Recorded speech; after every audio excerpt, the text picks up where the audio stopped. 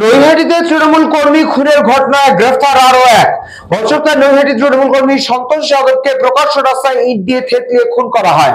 খুনের ঘটনায় মোট ৮ জনের নামে মামলা দায়ের করে সন্তোষের পরিবার। নৈহাটিতে তৃণমূল কর্মী খুনের ঘটনায় গ্রেপ্তার আরো এক। গত সপ্তাহে নৈহাটি তৃণমূল কর্মী সন্তোষ যাদবকে প্রকাশ্য রাস্তায় ইট দিয়ে থেতলিয়ে খুন করা হয়। খুনের ঘটনায় মোট ৮ জনের নামে মামলা দায়ের করে সন্তোষের পরিবার। ঘটনার প্রায় ৭ দিন পর খুনের ঘটনায় গ্রেপ্তার করা হলো আরো একজনকে। বিশেষ সূত্রে জানা গিয়েছে, তৃণমূল কর্মী সন্তোষকে খুন করে এক অভিযুক্ত রঞ্জিত সাউ লুকিয়ে পড়েছিলেন ভিন রাজ্যে। গোপন সূত্রে খবর পেতে ব্যারাকপুর পুলিশ কমিশনারেটের বিশেষ দল রওনা দেয় উত্তরপ্রদেশে। সেখান থেকে রঞ্জিতকে গ্রেপ্তার করা হয়। আজ তাকে মূলত ব্যারাকপুর মহকুমা আদালতে পাঠানো হয়েছে।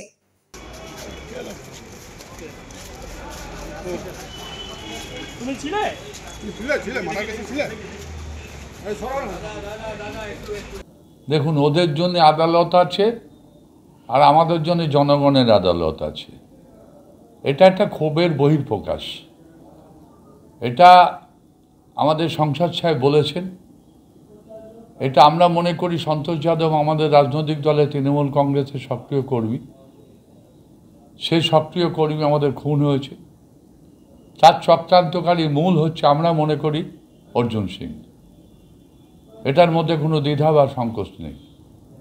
কিন্তু ব্যাপারটা হচ্ছে এখন ওই ক্ষোভের বহিঃপ্রকাশ। শুনুন, আমার বাড়ির পাশে একটা মানুষ, সে হয়তো ভালো হতে পারে কারুর কাছে, মন্দ হতে পারে কারুর কাছে, সন্তোষ যাদব, কিন্তু সে তো কারুর বাড়ির, কারুর স্বামী, কারুর বাবা, কারুর সন্তান, এ তো ছিল।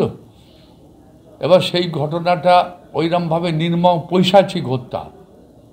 হত্যাটাকে অবশ্যই হত্যা হয়, হত্যা যেভাবেই হোক হয়, কিন্তু হত্যাটা যেভাবে নির্মম হত্যা, মানে সংগঠিত চক্রান্ত করে যেভাবে হত্যা করা হয়েছে, তাকে যখন প্রথম আক্রমণ করায় সে তখন থানার আশ্রয়ে যাচ্ছিল।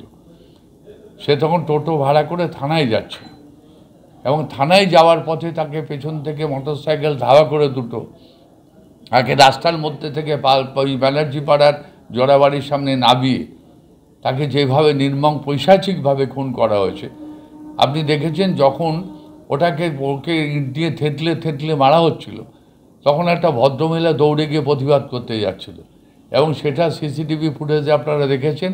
ভদ্রমহিলাকে আর্মস হাতে নিয়ে তাড়া করে ঘরে ঢুকিয়ে দেওয়া হয়েছে।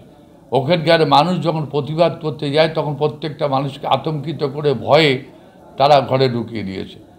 সেই হত্যার, নির্মম হত্যার যদি মানুষের, জনগণের বহিঃপ্রকাশ ঘটে, রোষের বহিঃপ্রকাশ ঘটে, এটা কোনো রাজনৈতিক দলের রোষের বহিঃপ্রকাশ না। আমরা সম্পূর্ণভাবে প্রশাসনের ওপর আস্থাশীল।